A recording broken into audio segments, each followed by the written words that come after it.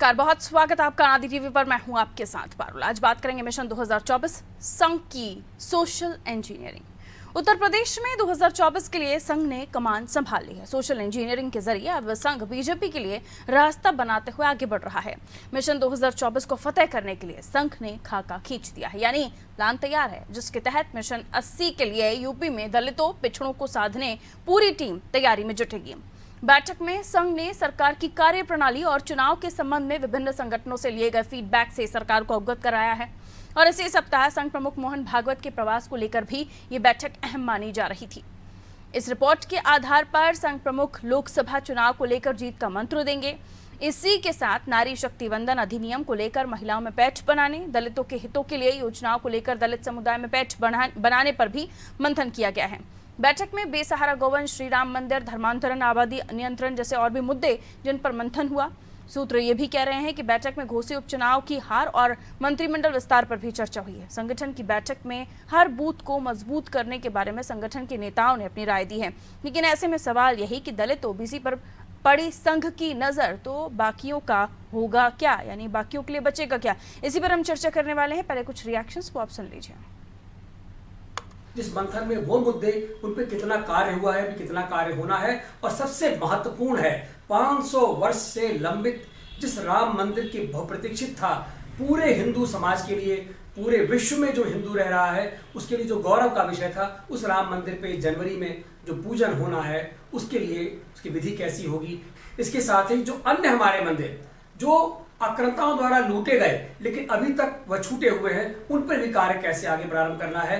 Love जिहाद भी उस पर एक मुद्दा है, क्योंकि लव जिहाद पर बहुत काम होने के बाद भी जो लोग हैं वह अपनी दूषित मानसिकता से आज तक बाज नहीं आ रहे। और एक नए प्रकार से मुस्लिम आबादी को बढ़ाना, उसको जो बढ़ाने का काम, धर्म परिवर्तन कराने का जो काम चल रहा है, उसको कैसे रोका जाए, उस पर यह कार्य चल रहा है। अब भारतीय जनता पार्टी और राष्ट्रीय स्वयंसेवक संघ की लगातार बैठकें हो रही हैं और इन बैठकों में चिंतन मनन किया जा रहा है कि उत्तर प्रदेश और पूरा देश भारतीय जनता पार्टी के हाथ से क्यों निकल रहा है, क्योंकि लगातार जो चुनाव के नतीजे आ रहे हैं वो इस ओर इशारा कर रहे हैं कि भारतीय जनता पार्टी की ज़मीन पूरे देश और खासकर उत्तर प्रदेश में खिसक रही है। अभी हालिया में जो घोसी उपचुनाव के नतीजे आए, उन्होंने ये बताने का काम किया कि घोसी उपचुनाव तो सिर्फ झांकी है, 2024 का चुनाव बाकी है। निश्चित रूप से इंडिया गठबंधन के साथ पीडीए और समाजवादी पार्टी उत्तर प्रदेश की 80 की 80 लोकसभा सीटों में भारतीय जनता पार्टी को बाहर का रास्ता दिखाने जा रही है। तो देखिए, वैसे तो संघ का कोई ऐसा नहीं होता है कि अचानक से कोई दौरा किसी का तय हुआ हो। इनका पहले से कैलेंडर रहता है, उसके मुताबिक ये जगह जगह पर पहुंचते हैं। और ये जो मीटिंग हुई है, क्योंकि 2024 से पहले किस तरह की तैयारियां चल रही हैं, जाहिर है जब अगर बात सत्ता की हो, राजनीति की हो, तो भारतीय जनता पार्टी से जोड़कर ही आरएसएस को देखा जाता है। और ऐसे में आरएसएस का हर कदम बहुत ही महत्वपूर्ण हो जाता है। अब मीटिंग हुई, मीटिंग में जिन मुद्दों पर चर्चा हुई वो तो हम आपको बता ही रहे हैं। और इसके अलावा आरएसएस प्रमुख मोहन भागवत आएंगे तो जो मीटिंग के साथ साथ रिपोर्ट उनके पास जाएगी उस पर भी बातचीत होगी। ये इंटरनल जो सोर्सेज हैं वो बता रहे हैं। उसको लेकर भारतीय जनता पार्टी की तरफ से ये भी कहा जा रहा है आरएसएस ने पूरी तैयारी कर ली है, जिसमें खासतौर पर एजेंडा यानी माइक्रो लेवल पर प्लानिंग ये चल रही है कि किस तरह से दलितों को और ओबीसी को साधा जाए। क्योंकि पिछले चुनाव के जो परिणाम, घोसी को भी ले लीजिए, तो ये बताया जा रहा है कि कई ऐसे वोटर्स जो दलित समुदाय से हैं, ओबीसी से हैं, वो छिटके हैं कहीं ना कहीं भारतीय जनता पार्टी से। मिलियन मेहमानों से जो हमारे साथ चर्चा में जुड़ रहे हैं, आगे उन्हीं से सवाल होंगे। गौरव जैन प्रवक्ता है कांग्रेस से हमारे साथ जुड़े हुए। गौरव जैन, बहुत बहुत स्वागत जैन साहब आपका। आज केसी जैन साहब भी हमारे साथ बैठे हुए हैं, बहुत स्वागत सर आपका भी भारतीय जनता पार्टी का पक्ष रखने के लिए। विनय सिंह प्रवक्ता है सपा से हमारे साथ जुड़े हैं। विनय साहब आपका भी स्वागत करती हूँ। आलोक त्रिपाठी जी वरिष्ठ पत्रकार हैं हमारे साथ जुड़े। आलोक जी आपका भी स्वागत। और आलोक जी, समझना आपसे ही चाहेंगे, ये पहली बार नहीं है जब संघ भारतीय जनता पार्टी के साथ जुड़ा हुआ है, या फिर हम देख रहे हैं कि जो सपोर्ट भारतीय जनता पार्टी को आरएसएस की तरफ से मिलता है, ये पहली बार नहीं है। और अब तैयारी दलित वोटर्स और ओबीसी वोटर्स को साधने की, और इसी के साथ अभी जो निर्णय होते जा रहे हैं जिसमें नारी सम्मान भी है, गौवंश भी कहा जा रहा है, और भी कई मुद्दे उनको लेकर भी उत्तर प्रदेश में पैठ बनाने की कोशिश। लेकिन सबसे ज्यादा फोकस आधी आबादी और दलित और ओबीसी। अगर कामयाब हो जाता है आरएसएस, तो बाकियों के लिए किस तरह की मुश्किल आप देख रहे हैं? देखिए, संघ, भाजपा, ये सब चूंकि संघ एक ही संगठन के एक ही उस चीजें हैं, तो ये संघ हमेशा ही चिंता करता रहता है समय समय पर कि जो सरकार जो काम कर रही है और संगठन जो काम कर रहा है उसका नीचे लेवल पे कितना प्रभाव है, कितना रिएक्शन है, कितनी लोगों में नाराजगी है, उसका विकल्प क्या है, उसकी कैसे तलाश की जाए, कैसे दूर किया जाए, इन सब चीजों को लेकर के दूसरी चीज क्या है कि इस बार थोड़ा सा माहौल बदला हुआ है, विपक्ष एक हो गया है इंडिया गठबंधन के नाम पे, तो अब अलग कुछ रणनीति बनेगी, कुछ अलग तरह की जो है प्लानिंग होगी। तो उसको लेकर के, और जो दूसरा घोषी का जो परिणाम आया उसमें जिस तरह से भाजपा को हार का सामना करना पड़ा, तो आखिर राजभर का क्या वोट बैंक रहा, उनका क्या कितना प्रभाव पूर्वांचल में रहा, तो इन तमाम चीजों को लेकर के रही बात दलितों की, तो भाजपा संघ पहले से ही दलितों को लेकर के समरसता भोज का आयोजन करना, कहीं कुछ करना, इस तरह से करता रहा है। और आधी आबादी को, चाहे यूपी सरकार हो चाहे केंद्र की सरकार हो, इसने पिछले कुछ वर्षों में लक्ष्य बना रखा था। और चाहे आपका राशन कार्ड में मुखिया बनाना हो महिला को, चाहे घर आपका आवास में महिला के नाम पर करना हो, तो कई ऐसे आयोजन हुए जिसमें उन्होंने महिलाओं को, या कह लीजिए आधी आबादी को एक प्रमुखता से अलग दिखाने का प्रयास किया कि हम महिलाओं को लेकर के चिंतित हैं, महिलाओं को सशक्त बनाना चाहते हैं। और उसका असर, चाहे ट्रिपल तलाक का भी मामला रहा हो, उसके द्वारा उन्होंने चाहे महिलाओं कह लीजिए चाहे मुस्लिम आबादी कह लीजिए, उनको भी अपनी ओर रुझाने का प्रयास किया। तो कहीं अलग अलग कई मुद्दों को लेकर के, चाहे दलित हो, चाहे मुस्लिम हो, चाहे महिलाएं हो, उनको साधने के लिए, चूंकि इस बार का जो 2024 का जो चुनाव होगा वो कुछ अलग ही तरीके का दिखेगा, क्योंकि विपक्ष इंडिया के नाम पे एक है और भाजपा को उनसे अलग मुकाबला करना पड़ेगा। तो अलग प्रदेश में, अलग जिले में अलग माहौल होगा, अलग राजनीति होगी, तो कैसे किस क्षेत्र में कैसे उनसे निपटेंगे उसको लेकर के मंथन हुआ। प्लस सरकार की जो नामक विरोधी माइक्रो लेवल पर प्लानिंग कर रहा है संघ, और संघ का ये एजेंडा ये भी है कि हर गांव में उनकी पहुंच हो, इसके तहत तो आगे भी काम कर रहे हैं। और इसके अलावा मिशन 80 को लेकर उत्तर प्रदेश में, क्योंकि ज़्यादा सीटें और 51% वोट शेयर, अगर ये बांध कर चल रहे हैं कि 51% वोट शेयर इनके पास आए, तो बाकियों के पास जाहिर सी बात है उससे कमी होगा। और अगर इन मंसूबों को लेकर कामयाब हो जाता है संघ, क्योंकि हमने देखा है कि अनुशासनात्मक तरीके से संघ काम करता है। बहरहाल सपा के पास में जा रही हूँ, उनका क्या रिएक्शन होगा इस पर हम समझने की कोशिश करते हैं। अगर पैठ बनाने की कोशिश है विनय साहब कि दलित वोटर्स जो अभी हमने देखा पिछले चुनाव में छिटक गए, ओबीसी वोटर्स को लेकर भी कहा जा रहा है कि उन पे, और खासतौर पर मुस्लिमों को साधना, तो आपका पीडी और इधर संघ की अपनी तैयारी क्या कहेंगे विनय जी?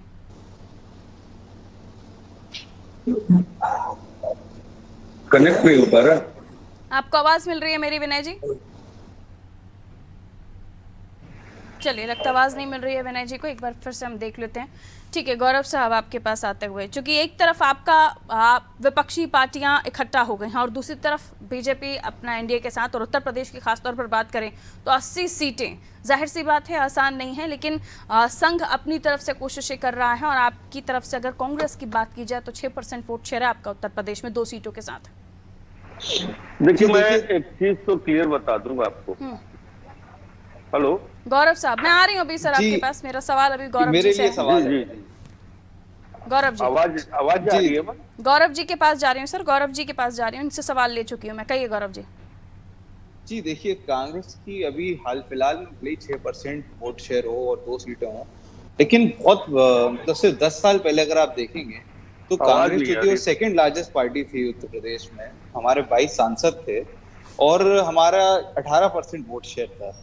तो ये जिस तरीके से कुछ हमारे भी डिसीजन रहे जिसकी वजह से हमारा वोट शेयर छिटका है, लेकिन अगर आप अभी देखेंगे भाजपा के पास जो मेजोरिटी वोट बैंक गया था वो सिर्फ इस चक्कर में गया था कि जो झूठे वादे उन्होंने करे थे, जो उन्होंने बड़ी बड़ी बातें करी थी, उसके चक्कर में लोग जो थे वो इनके बहकावे में आ गए थे। लेकिन अब आप देख रहे हैं घोषी के चुनाव के बाद कि कैसे जो भाजपा है उसका जो स्तर वो है, जमीनी स्तर जो है वो खिसकता जा रहा है नीचे से, उसके नीचे जो समर्थन है वो हटता जा रहा है। और खासतौर पे जब इंडियन अलायंस बनेगी तो उसमें तमाम ऐसे दल जो, देखिए लोकसभा चुनाव 2019 में भी भाजपा के पास सिर्फ 38% वोट शेयर था, बाकी 62% वोट शेयर जो था वो बाकी विरोधी दूसरी पार्टियों के पास था। तो ये कहना कि भाजपा के पास जो पहले था वो अभी फिर से रह जाएगा, तो ये तो सीधा गणित का सवाल है कि अगर हम साथ मिलकर लड़ेंगे तो हम जीतेंगे।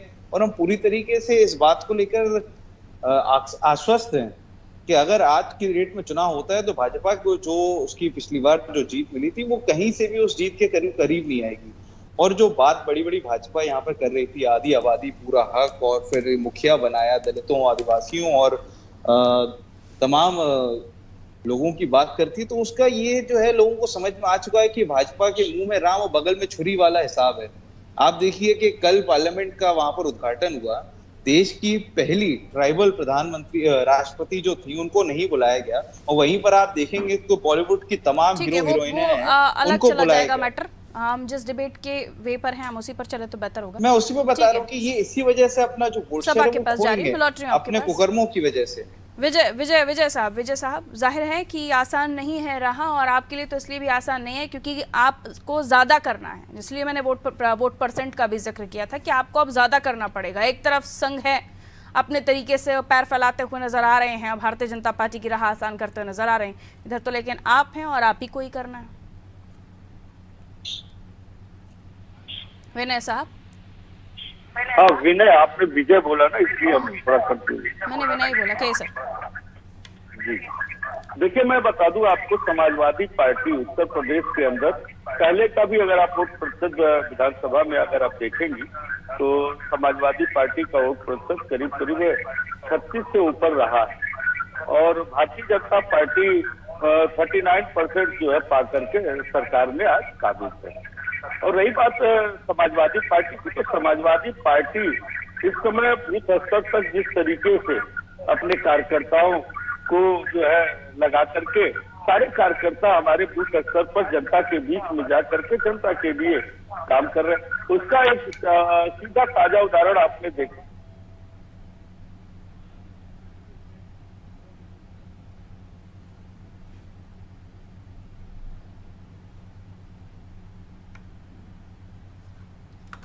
विनय जी, आपकी ऑडियो में बहुत ज़्यादा डिस्टर्बेंस है, मैं लौटूंगी आपके पास। मैं चाहती हूँ आपकी आवाज़ अच्छे से हमारे व्यूअर्स के पास पहुँचे, हमारे दर्शकों के पास पहुँचे। मैं जैन साहब के पास जा रही हूँ। कैसी जैन साहब?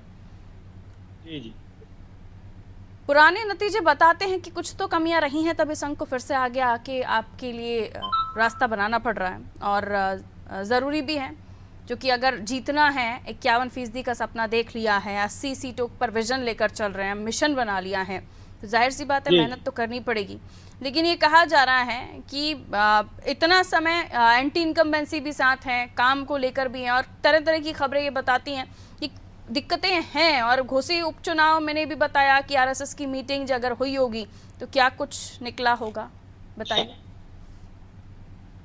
देखिए पारुल जी, पहली बात तो ये कि जिस मीटिंग की आपने चर्चा की, तो देखिए संघ की और भारतीय जनता पार्टी की समन्वय बैठक समय समय पर होती रही बात चुनाव को लेकर के, तो बिल्कुल भारतीय जनता पार्टी किसी भी चुनाव को छोटा चुनाव मान करके नहीं लड़ती है, हर एक चुनाव संजीदगी के साथ लड़ती है और जनता के जनादेश को स्वीकार करती है। ऐसा नहीं है कि अगर किसी भी एक सीट पे भी अगर हार हुई तो ये कह दे भाई हमने तो हल्के में चुनाव लड़ा था इसलिए चुनाव हम हार गए।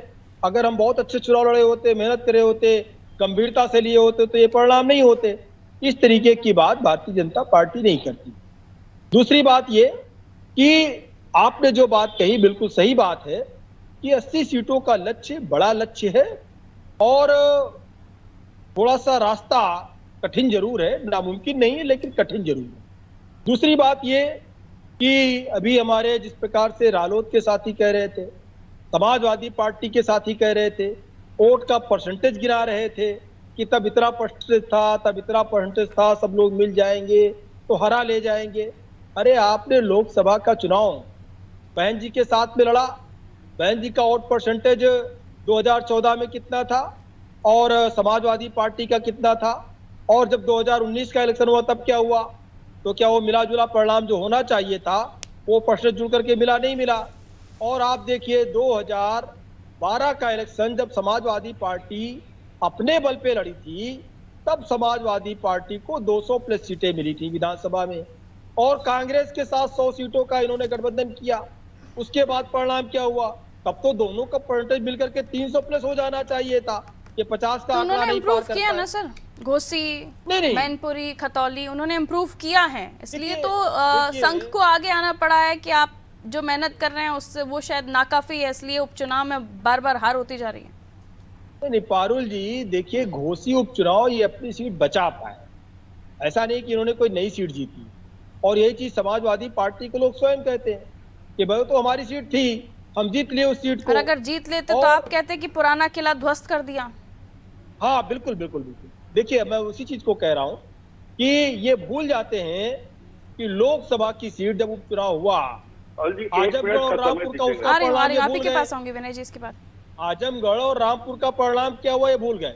हम ये बात कह रहे हैं कि बार बार ये बात कह रहे हैं कि हमने गठबंधन में चुनाव लड़ा और इसलिए चुनाव जीत गए। ठीक है। लेकिन क्या हुआ, उत्तराखंड की सीट पे समाजवादी पार्टी चुनाव लड़ी। अगर ये गठबंधन का चुनाव था, ठीक है। कांग्रेस तो की उतनी उत्तराखंड के दमदारी दिख गठबंधन नहीं को रही है विनय क्या- साहब। सपा को मेहनत अकेले ही ज्यादा करनी पड़ेगी, कांग्रेस भी मेहनत करेगी, जाहिर सी बात है गठबंधन में हाथ, लेकिन वोट परसेंट ये बताता है कि ज्यादा आंकड़ा आपका है, तो ज्यादा मेहनत तो आप ही को करनी पड़ेगी। सर क्या कहिएगा, संघ अपनी तरफ से अपनी तैयारी कर रहा मेरी है। बात नहीं आ पाई पारुल जी पूरी।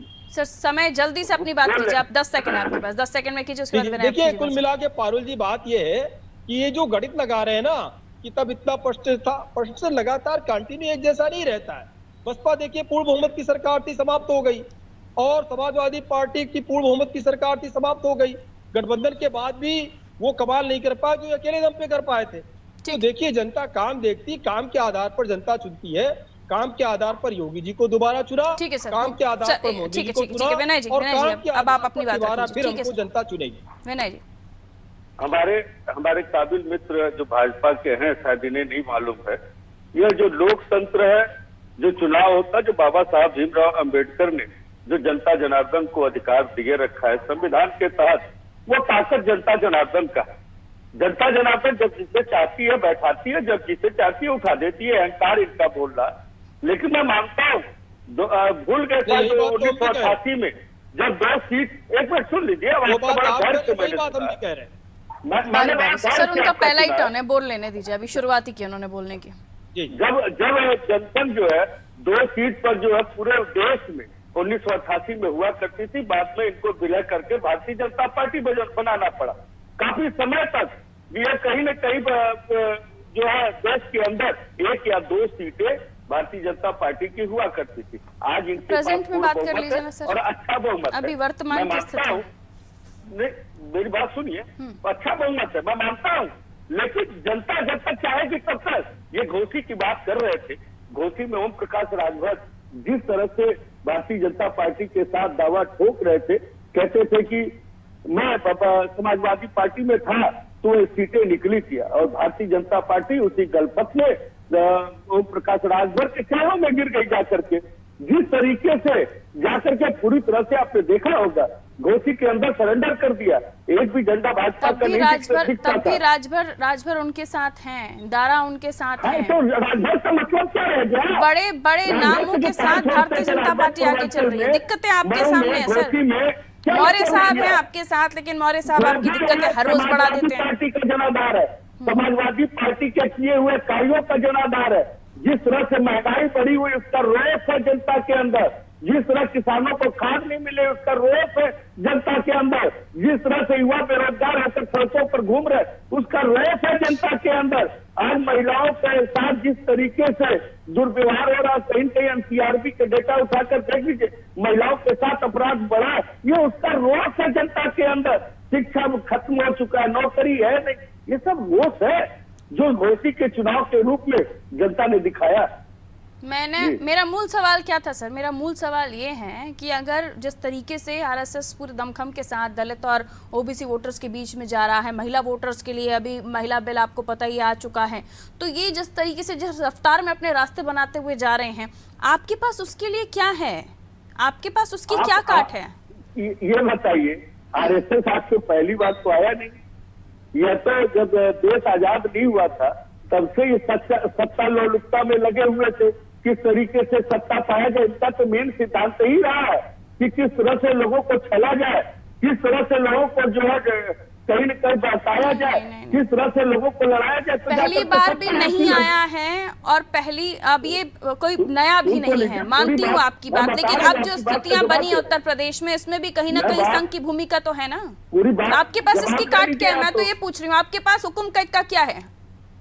अरे हमारे पास हुकुम का क्या है? समाजवादी पार्टी माननीय राष्ट्रीय अध्यक्ष जी के नेतृत्व में पूरा समाजवादी पार्टी परिवार है, जो आज हम कहीं ना कहीं ठीक है, 30 सेकंड में आगे बढ़ रहे हैं। त्रिपाठी जी, अगर घोसी उपचुनाव से ही आकलन कर रहे हैं कि दलित वोटर शिफ्ट हुए हैं, तो घोसी उपचुनाव पर बाकी दल तो लड़े ही नहीं थे, लेकिन लोकसभा चुनाव में सब आएंगे और फिर ये वोट बटेगा, कौन किसके पास जाएगा, ये मेहनत आरएसएस की कितना रंग लाएगी और सपा के पास इसकी काट क्या होगी। 30 सेकंड में आगे बढ़ रही हूँ। आलोक जी, देखिए पारुल जी, संघ जो है बहुत जमीनी लेवल पे काम करता है और वो पता करता रहता है लोगों के बीच में जा करके कि ये सरकार से किस मुद्दों पे लोग खुश हैं, किस मुद्दों पे लोग नाराज हैं। उसी हिसाब से संघ अपनी प्लानिंग बनाता है, उस प्लानिंग में भाजपा के लोगों के साथ बैठ करके अमल करवाता है। ये पिछले जो सरकार है, सरकार के द्वारा जिन लोगों को लग रहा है, जिन मुद्दों को लेकर के लोगों में नाराजगी है, या महिला आरक्षण को लेकर के, या 33% जो आरक्षण की बात हुई, तो उन पे ले कितना फर्क पड़ेगा, इन्हीं सब लेकर के प्लानिंग की गई है। सर गौरव जी, फर्क तो पड़ेगा, और फर्क इसलिए भी पड़ेगा क्योंकि फिलहाल इसकी काट के तौर पर कोई नहीं बता पा रहा है कि आखिर अगर ये पासा पलटता है, क्योंकि घोसी से ही आप 2024 की जीत की भूमिका बना ले तो ये मुमकिन नहीं है। आगे क्या? नहीं, सिर्फ घोसी से हम बात नहीं कर रहे हैं, हम बात पूरे देश भर की कर रहे हैं। लोकसभा चुनाव जो है वो पूरे देश भर के उस पर होता है, और यहाँ पे जो बात है वो नरेंद्र मोदी के जो वादे थे उनके ऊपर बात होगी। सिर्फ अर्थमेटिक तो हमारे पक्ष में है ही, गणित हमारे पक्ष में ही है, लेकिन जो भाजपा ने अपने कुकर्म करे हुए हैं, कैसे सबसे बड़े वो हमारे कैलकुलेट कर दीजिए कैसे। जी देखिए, आप सिर्फ यूपी की बात यहाँ पे कर रहे हैं। अभी यूपी में जितनी इंडिया अलायंस के लोग हैं, आप समझिए जेडीएस भी यहाँ पर लड़ सकती है, समाजवादी पार्टी भी हमारे साथ है, आरएलडी भी हमारे साथ है, और तमाम ऐसे दल हैं जो हमारे साथ आना चाहते हैं। सबकी सीटों की संख्या और भारतीय जनता पार्टी की सीटों की संख्या सर अभी की स्थिति ये है ना, भारतीय जनता पार्टी की सीटों की संख्या 2014 से पहले क्या थी? तो ये कहना कि जो आज स्थिति है वही कल स्थिति रहेगी, वो सही नहीं। और एक बात और मैं बता दूं, आप संघ की बात कर रही हैं, अभी 2 दिन पहले की बात समय कम है मेरे पास, समय कम है। संघ के लोगों ने ही मध्य प्रदेश में भाजपा छोड़कर एक खुलासा करा और अपनी अलग पार्टी बनाई है कि जो संघ के लोग आज की देर में कर रहे हैं, भाजपा के इशारों पे नाच रहे हैं, उसकी ऐसी कोई रिपोर्ट हमारे पास नहीं है। बहरहाल बहुत बहुत शुक्रिया आप सभी का हमारे साथ चर्चा में जुड़ने के लिए। उत्तर प्रदेश की हम बात कर रहे थे। जाहिर है कि मिशन 2024 को फतेह करना है तो हर वो काम करने की आवश्यकता है जिससे आप जनता से डायरेक्ट कनेक्ट कर सके। आरएसएस संघ जिसकी पृष्ठभूमि क्या है आप सभी जानते हैं, जनता से जुड़कर काम करते हैं, लेकिन अब फोकस है सबको साथ लेकर चलना, जिसमें दलित और ओबीसी जो वर्ग कहीं ना कहीं छिटक रहा है भारतीय जनता पार्टी से उत्तर प्रदेश में, तो प्रतिशत है 51%, जिसको हासिल करना है। और मिशन 80 के साथ भारतीय जनता पार्टी आगे चल रही है, तो राह आसान नहीं है, इसे फतेह करने में मुश्किलें आएंगी, लेकिन दूसरों के पास क्या है? यहाँ तो संघ है।